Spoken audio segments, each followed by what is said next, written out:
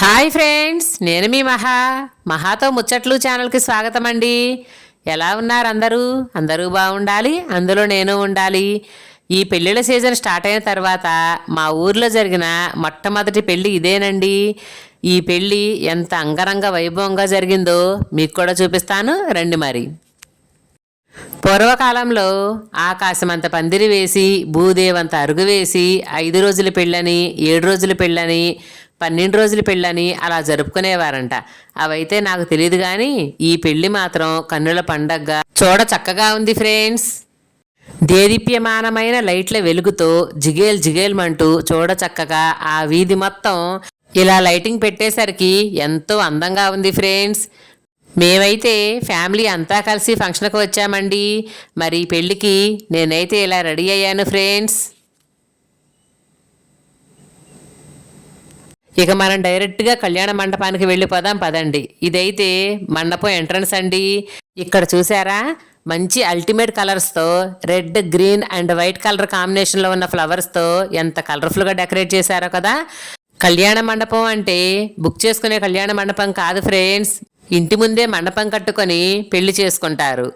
ఇంటి ముందు మండపం అంటే తక్కువగా అంచనా వేయొద్దండోయ్. ఇక్కడ చూసారా, ఆ వీధంతా కూడా ఎలా డెకరేషన్ చేశారో. మేము కరెక్ట్గా పెళ్లి మండపానికి వచ్చినప్పుడే జీలకర్ర బెల్లం పెట్టిస్తున్నారు ఫ్రెండ్స్. అంటే సగం పెళ్ళి అయిపోయినట్టే కదా.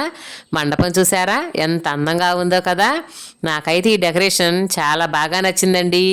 అన్నిటిలో కల్లా హైలైట్ ఏంటంటే ఇక్కడ జీలకర్ర బెల్లం పెట్టగానే ఆకాశంలో కాంతి నిండుతున్న తారాజువ్వల్ని చూసారా. వాళ్ళ సంతోషానికి, ఆనందానికి గుర్తుగా, అలాగే వాళ్ళ జీవితాలు కలకాలం ఇలా కలిసి ఉండాలని ఆనందానికి సంకేతంలా ఈ తారాజువ్వల్ని కాలుస్తున్నారండి.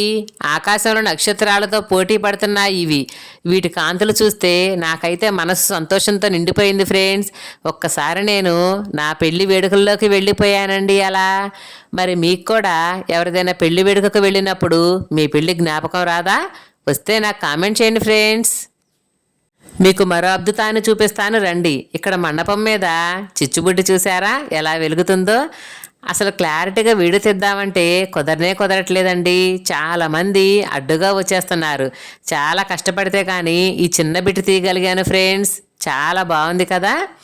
దీనిలో వింతేముంది, ఇప్పుడు చాలామంది అలాగే చేసుకుంటున్నారు కదా అని ఎవరైనా మీలో అనుకోవచ్చు. కానీ నేనైతే ఇదే మొదటిసారి చూడటం అండి. అందుకే నేను కొంచెం యాంగ్జైటీగా ఫీల్ అయ్యాను. ఇక అక్కడి నుంచి భోజనాల్లోకి వచ్చేస్తే నాకు ఇస్తరాకే చాలా డిఫరెంట్గా అనిపించింది ఫ్రెండ్స్. ఎందుకంటే చాలా కలర్ఫుల్గా ఉంది. ఫస్ట్ వాటర్ బాటిల్తో స్టార్ట్ చేసి బ్రెడ్ హల్వా, దోసకాయ పచ్చడి, బిర్యానీలో ఉన్న పనస ముక్కల్ని చూసి చాలామంది మటన్ అనుకున్నారు ఫ్రెండ్స్. తర్వాత తెలిసింది అది మటన్ కాదని. ఇక బిర్యానీలో కాంబినేషన్గా పెరుగు చట్నీ, అలాగే కుర్మా. బిర్యానీ తినటం అయిపోగానే వైట్ రైస్, మష్రూమ్ కర్రీ, ఇంకా బెండకాయ పల్లీల ఫ్రై. అలాగే మనకి పెళ్లి భోజనాలంటే కంపల్సరీ పప్పు, సాంబారు ఉండాల్సిందే కదా. పప్పు, వేడి సాంబారు, అప్పడాలు కూడా వేశారండి. అయితే అవి మా పిల్లలకి ఇచ్చేసాను నేను. ఇక ఫైనల్లీ గడ్డ పెరుగండి. అలా భోజనాలు అయిపోవడంతోనే ఐస్ క్రీమ్లు ఇచ్చారు ఫ్రెండ్స్. ఐస్ క్రీమ్ తినుకుంటూ పెళ్లి వేడుకల గురించి మాట్లాడుకుంటూ ఇంటికి చేరుకున్నామండి. మరి పెళ్లి తంతు మొత్తం చూపించలేదుగా అంటారేమో. అప్పటికే మేము 8ంటికి వెళితే మా భోజనాలు మూసేసరికి 11 అయిందండి.